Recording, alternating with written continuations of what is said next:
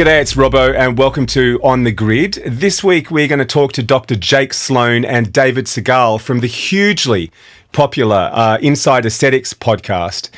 Inside Aesthetics talks to doctors and injectors from all around the world for cosmetic surgery, for injections in the face, collagen, lips, all that sort of stuff. I'm no expert on that, as you can plainly see, but that's what they do. Their podcast talks to roughly 1.7 million people every week in 100 countries. So their insights could be really helpful for you guys if you're trying to get a podcast off the ground or if you're trying to take your podcast to the next level. So I asked David and Jake to come on the show. Full disclosure, I do work for these guys from time to time, doing their show for them. So all that in mind, Dr. Jake Sloane and David Segal, welcome to On the Grid with Robbo. It's our pleasure. Nice to see you face to face for once, Robbo. I know, it's sort of like that person you know that you don't really know, isn't it? It's weird. the man that makes the magic happen. Yes, well, I hope so. But listen, let's start with this. When someone asks you what Inside Aesthetics is all about, what do you like? How do you like to reply? That's such a big question. So we started about 5.5 years ago. I'm a doctor by practice, and David's a business entrepreneur in our space, which is aesthetics and cosmetic medicine. And I guess it started because, you know, a lot of this stuff is spoken about on social media and the internet, and there's a lot of garbage and myths and truths and everything's sort of mixed up. So I wanted to get some better information out there, and David was going to be my first guest. We worked together, and I said, hey, do you want to do this podcast that I have no idea how we're going to do, but do you want to be my first guest? And he said, yes. And then I went back into his office like 3 minutes later and said, actually, do you want to be my co-host? Because I have no idea what I'm doing. And he was more the podcast geek than me. I'd never listened to podcasts before. So it sort of evolved from there. But what's it about? Well, I mean, as you said, it's about, first of all, I think, bringing our global community together. So we've got aesthetic practitioners that are all over the world. That we're everywhere. Business owners, doctors, nurses, you name it. You know, there's a huge interest in this space, and everyone, it can be a bit of a lonely road. And I think that what we've created is a community. We sort of showcase thought leaders in this space, pioneers, talk to people that just started and are sort of finding their way through.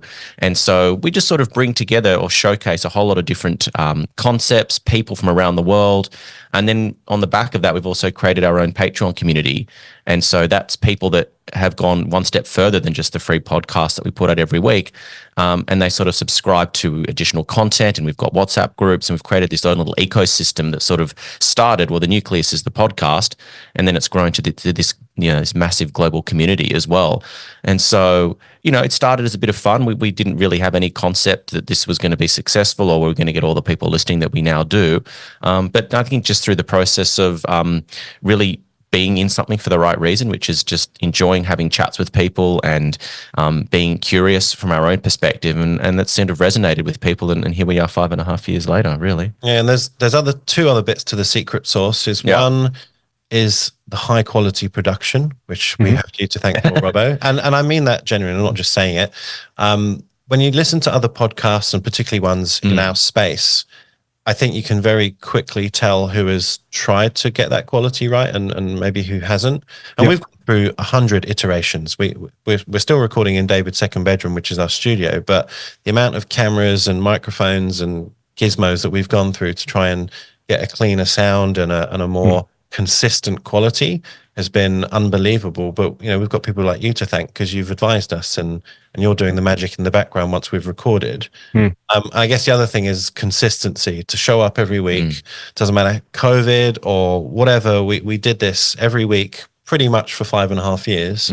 And 260 episodes down the road, we've sort of, I think we're the biggest in that industry. Yeah, that's what I've heard. Well, I don't think there's any think about it. From my understanding, let's be honest, 1.7 million listeners in 100 countries. Is that a fluke, or what sort of hard work went into the background of all that? Well, honestly, it's been completely organic. There's been zero money in marketing. at all, I think. I don't think we've done anything. We've done a few things that have helped probably power it in certain spurts. We've done some competitions that have generated big buzz on, say, our Instagram, and then people would probably likely listen to a podcast thinking, well, what's this all about? But really just people enjoying it and sharing it with their friends, saying, hey, this is really good and it's free, so why not listen? Yeah. And we've made a conscious effort not to be bias. So we don't offer anyone exclusivity. We're happy to talk to, if you've got an interesting story to tell or some information that our audience would find interesting, then we're happy to have a discussion with you.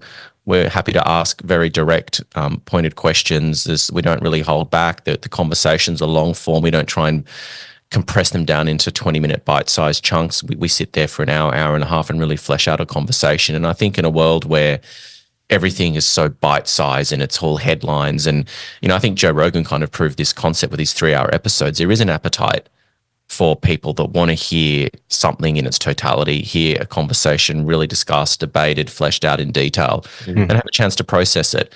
And I think that we've just sort of stuck true to what it is that we both stand for and wanting to have honest conversations. And there's a percentage of people out there that really resonates with, and they've become really loyal followers. They tell their friends, they share stories and things that we post on social media. So it's, it's not just what Jake and I have done. It's the people that have supported us, that have helped to propagate and promote us. And it starts to become almost this self-fulfilling prophecy, or this snowball effect, where the more popular you get, the more people that listen, the more new people listen. And it's, and not having an end goal in mind in terms of wanting to make X number of dollars or how do we monetize this. It wasn't even a consideration. It was just, let's have fun, see who's interested, and we'll reassess when the time comes if there's an opportunity to monetize it. Yeah, I will say it's very hard getting stats about podcasts. So we've tried, some of it comes from Spotify, some of it comes from Apple Podcasts. Those are by far our two biggest apps that we sort of published through. There's probably 100 other tiny ones, but getting that raw data as easy as possible is not easy. So there's a couple of sources that we've sort of amalgamated, and it's probably an underestimation, to be honest, but I didn't want to overestimate. So yeah, that's even hard for podcasters as well, to actually work out, well, how is this landing? How are you doing? I don't know is the answer. It's a massive juggling act, isn't it, to sort of get an understanding, unless you've sort of got a background in that sort of stuff, which, me being a lowly little audio engineer, mushroom in a dark room, and you guys, Jake injecting every day, and David, you running the podcast, is, unless you sort of got time to immerse yourself in hours and hours of research and all this sort of stuff to figure out what it all means, you've just sort of got to half-ass your way through it anyway, don't you? Yeah, absolutely. I mean, we've cobbled together so many processes and ways we do things, and it probably sounds quite slick after you've done, the engineering and get it sounding right. But how it happens day to day feels like chaos most of the time. Held together with gaffer tape and blue tack. Yes, and a wing and a prayer. Exactly. Yeah. So let me ask you this. In the time you've been running the podcast, as you mentioned, you didn't start with, all the fancy mics and gear and stuff. Have you noticed, as you sort of upped your game in terms of audio and video, that a following sort of grew exponentially? That's a hard one to say. Our sound was quite good almost from the start. So we were happy with and I think that filters through to your brand. That says a lot about your quality if you've invested from the start. But the videography has particularly been difficult, and I still would be honest and say it's not perfect. We've now got 3 cameras, and we've got a switcher, and we've now found we've got a virtual admin who helps us with a lot of the stuff in the background, and she's now making some simple videos that we're using on socials. But it's a process. We've got hundreds of hours of content and not enough manpower to actually do something with that. So that's a challenge for podcasters. If you're listening and you're starting, work out a process before you buy the equipment.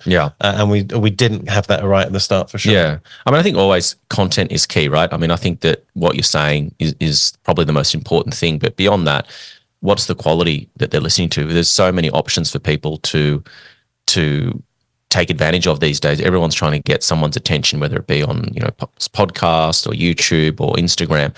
And so if you want someone's attention and you want them to listen to you, then you need to be providing a good experience, and part of that is good sound. And I think that everything's gotten better over time. I mean, working with you and you understanding how our edits work, making them slick, they're not clunky. We've become better interviewers. Our dynamic has become better.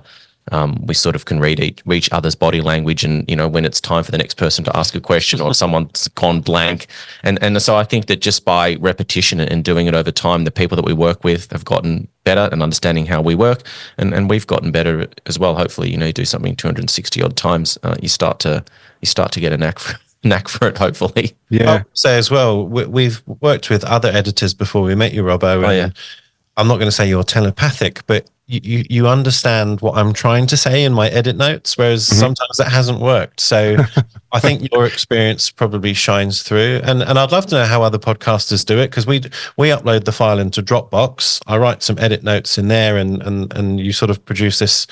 I don't think we've ever had to re-edit after that. It's always bang on. Yeah.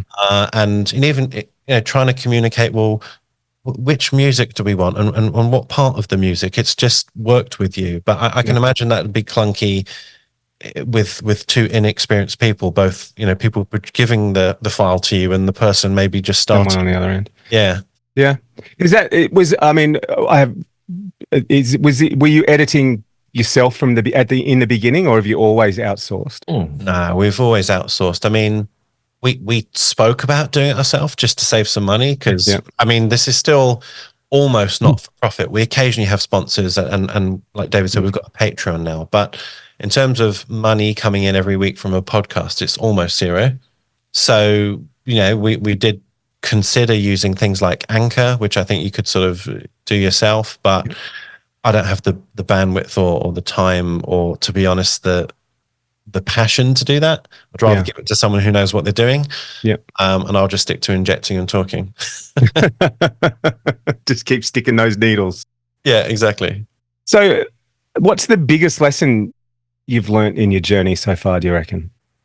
Holding yourself to a standard. So, when we first started, I'm not saying our guests were substandard, they were great, but we sort of took what we could get in a way, because we weren't known, we weren't a thing. We were just sort of making it up as we went along. But to try and maintain the standard, that a lot goes on in the background. So there's a ton of planning, reaching out to experts, researching the topic. Like David said, we've become much better hosts because we're not winging it now. I mean, we're trying to be as natural as possible, but there's a lot that goes on to make this seem seamless and slick, but it's not. It's a lot of hard work. And I've seen other podcasts, maybe not even in our niche, but just other podcasts in general, they sort of peter out after 10, 15, 20 episodes because they haven't really thought about their why. They've just decided, I want a podcast because it seems trendy and cool. But by 15, 20 episodes, they're gone. And so the secret is you've got to enjoy it, but also work out your why, but also work out what the listener's why is. Why do they want to tune in to listen to what you've got to say? Yep. It's not about me or David. It's about the topic and our expert. So you've got to identify, well, what is the value that we're giving rather than we're just talking every week? Yeah, I think from my perspective, the biggest lesson I've learned is it isn't always the most high-profile people with the biggest Instagram followings or the biggest reputation that make the interesting discussions. Some of our most interesting discussions have been someone that's really new to the industry, got an interesting backstory, and so I think that storytelling is key when it comes to interesting content. Obviously, people want to walk away educated and learn something, but we communicate through story. That's how human beings interact, and the people that are best storytellers capture the imagination of the audience. And so I'm always looking for, what's that interesting story going to be? I don't care, how many people follow you on social media. Have you got something interesting to say that's going to resonate with people? Yeah. What's the takeaway? I agree. Yeah. I mean, let's face it, we listen to podcasts for entertainment, but we're also listening for a reason. We want to learn something new. And I think if you're going to sit through, in your case, an hour or so of a podcast, you want to come away with a couple of gems that you can sort of go away and use. Yeah. You're asking people to give up their most precious commodity, which is time. Absolutely. You can't make more time. Even though they're sitting on the train or the bus, but still it's their time and they could be doing something else. Absolutely. It doesn't always work this way, but having watched other podcasts like, I don't know, Diary of CEO or I think Joe Rogan's a bad example of this, but I've learned to be a better host myself. It depends on the guest, that the less I talk and the more they talk, and that comes back to telling their story and getting them to divulge, a lot, then I'm a better host. The less I speak, the better the podcast. Yeah. One of the best podcasts we've ever done, we had a script planned and all these topics, and we got on a very well-known guest, to be fair, but he just started talking about his background and how it all started. And me and David just sort of looked at each other and went, the script's going in the bin. Let's just let him go. And we spoke about something totally different. And it's probably the best podcast we've ever done. Yeah. And it's totally unplanned. So I think getting your guest comfortable is a key, and getting them to, feel like they want to share. Because sometimes you don't want it to be an interview. You want it to be a chat. And there's a big difference. So we try to make our guests comfortable and make it not a Q&A, but a conversation amongst friends. Yeah. And then I think our listeners have fed back and said, wow, I kind of felt like I could have just been sat in the corner of the room involved in that conversation, because it feels so conversational rather than an interview. Yeah. That's the art of podcasting, right? You want to make it feel like the listener feel like it's just you and them in a room. Absolutely. Yeah. So you've obviously nailed that then.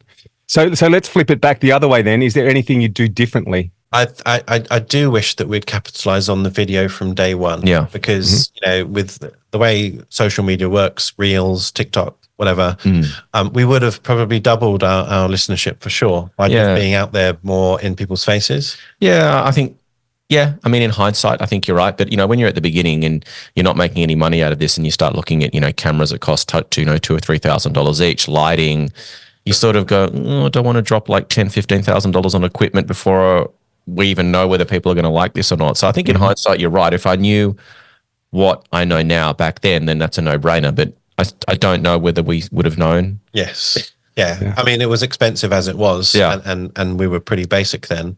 But sure, I think if you have plans to, run a podcast and you're not in it for the short term, getting that sort of equipment right. And I don't think you need to spend too much, but have some sort of video and audio that's high quality would be a good start. Yeah. It's funny. I talk to people that listen to the podcast even last night, and they say, "Are you ever going to run out of content? Like, how many more episodes are you guys going to do? We love it, but we're worried that you're going to run out of things to say." And it's a really interesting question, because I don't see that ever happening. Well, surely you're in an industry that's constantly changing, I would imagine.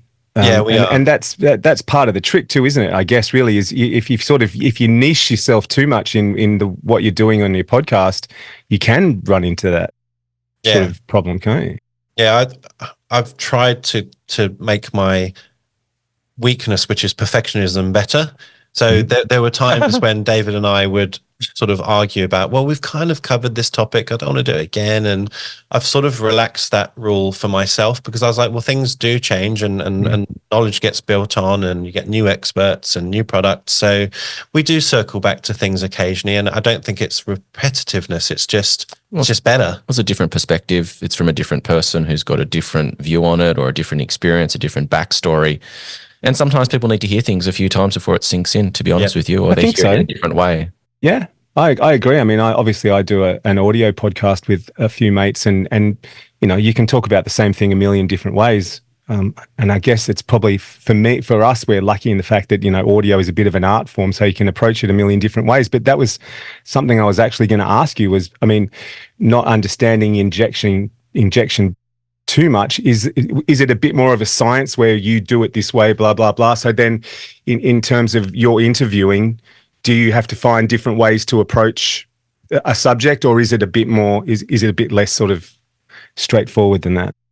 Well, maybe to answer your question differently, we've realized that aesthetics it's of course it's about injecting what I do every day in my clinic, but we've heavily leaned into the business side of it over the last year and a half, because you can't be successful doctor or nurse if you don't understand how to run your business and get staff and all the rest of it. So we've sort of built on our subject matter as we've realized what people need as our listeners. And now our sort of newer I guess, angle is regenerative medicine, so wellness, and it's not just looking good, it's feeling good. And it's funny actually, we've circled 360. We started with that, then we sort of went more aesthetic, and now we've gone back to being more holistic and talking about wellness as well as aesthetic. So almost the subject matter of the podcast evolves as we evolve and as the industry evolves. Yeah. Which is probably a really good idea. Well, I mean, I should probably come and see you because nothing will save me. So, I'm in a bit of a different boat. So yeah. But look, thanks very much, mate, guys. It's great to catch up with you. Thanks for being a part of my first tentative foray into interviewing. No worries. Our Great. pleasure. It's nice to catch up properly. And absolutely. And if people want to find out more, where can they find you? What's the deal with Inside Aesthetics? Well, if you want to listen to the actual podcast, just go to your favorite podcast app and literally type in Inside Aesthetics. That's the easiest way of listening. If you want to go to our website, insideaesthetics.com, and there you can reach out and sort of say hi through our contact information. If you really wanted to sort of get educated on injecting, I don't know who your listeners are, but we've got a Patreon, like David said. So there's a lot of video content. David does videos on business and blah, blah, blah. So yeah, and then we even do webinars, so sort of audio-visual events that sort of, I guess it's a little bit more interactive. Yeah. Well, I'm not sure that you're probably right. I'm not sure that there's many injectors, but I think in terms of a model of what you can achieve with podcasting, I think you guys are a shining light. So that was more the reason I was interested in passing on that information, because you're doing it really well, guys. Congratulations. Thank you very much, Robbo, and good luck with your own endeavors.